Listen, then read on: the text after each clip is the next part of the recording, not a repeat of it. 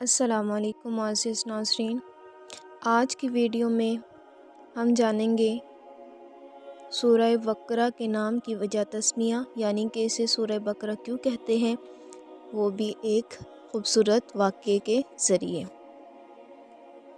بنی اسرائیل میں ایک نیک آدمی تھا جس کا صرف ایک چھوٹا سا لڑکا تھا۔ اس شخص نے گائے کی ایک بچڑی پال رکھی تھی۔ جب اس شخص کی موت کا وقت قریب ہوا تو اس شخص نے دربار الہی میں یوں عرض کی: اے خالق عالم، مالک کون و مکان جل جلالہ، میں یہ بچڑی اس لڑکے کے لیے تیرے حوالے اور امان میں دیتا ہوں۔ جب میرا لڑکا بڑا ہو جائے تو یہ اس کی امانت اس کو عطا فرما دینا، وہ تجھ سے لے لے گا۔ یہ کہہ کر گائے کی بچڑی جنگل میں چھوڑ دی اور خود فوت ہو گیا۔ وہ بچڑی پلتی رہی، جنگل کا کوئی بھی جانور اسے کچھ نہ کہتا، یہاں تک کہ وہ خوب موٹی تازی اور بڑی ہو گئی، اور اس نیک آدمی کا بیٹا اپنی ماں کے پاس پلتا رہا اور بڑا ہو گیا۔ مگر یہ لڑکا بہت ہی سعادت مند اور فرما بردار تھا، عبادت گزار، شب زندہ دار تھا، دن کو مزدوری کرتا، اس کے 3 حصے کرتا، ایک حصہ خیرات کر دیتا، ایک حصہ والدہ کو دے دیتا، ایک حصہ خود خرچ کرتا۔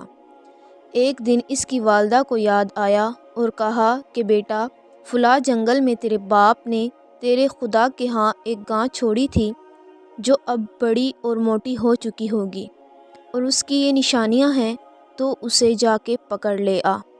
چنانچہ وہ جنگل گیا اور گائے کو نشانیوں سے پہچانا اور پکڑ لیا۔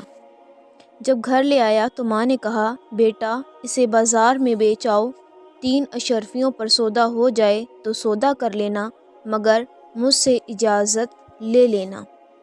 چنانچہ بیٹا گائے لے کر بازار گیا تو اسے ایک خریدار ملا۔ اس نے قیمت پوچھی، لڑکے نے 3 اشرفیاں بتائی اور ساتھ ہی کہا: والدہ کی اجازت شرط ہے، سودا اس کی اجازت کے بعد ہوگا۔ خریدار بولا کہ 3 کے بدلے 6 اشرفیاں لے لے، مگر ماں سے نہ پوچھ۔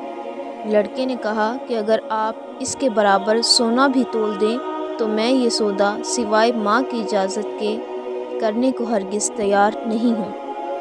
لڑکا ماں کے پاس گیا، سارا واقعہ سنایا۔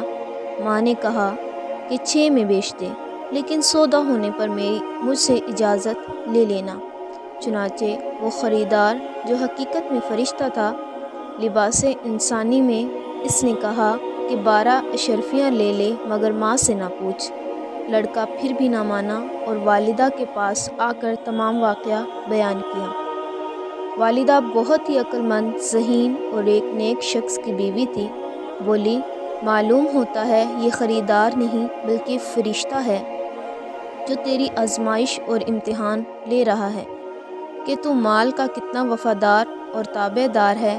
اب اگر وہ خریدار ملے تو اس سے یہ پوچھنا کہ گائیں بیچوں یا نہ۔ لڑکے نے یہ بات اس فرشتے سے کہہ دی۔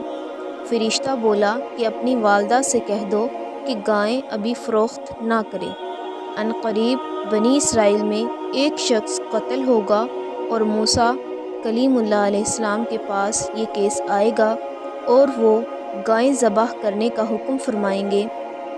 جو شرط گائیں کی ہوگی وہ صرف اسی گائے میں ہے۔ وہ لوگ تم سے خریدنے آئیں گے تو تم اس کی یہ قیمت مقرر کرنا کہ اس کا گوشت نکالو اور کھال سونے سے بھر دو۔ چنانچہ وہ اب یہی کریں گے اور تجھے ماں کی فرما برداری کا صلہ نصیب ہوگا۔ تو ناظرین، اس سے ہمیں معلوم ہوا کہ ماں باپ کی قدر کرنے سے دین و دنیا کی تمام دولتیں حاصل ہو جاتی ہے، اور اسی واقعے کی مناسبت سے اس سورت کا نام سورہ بقرہ رکھ دیا گیا۔ جزاک اللہ خیر۔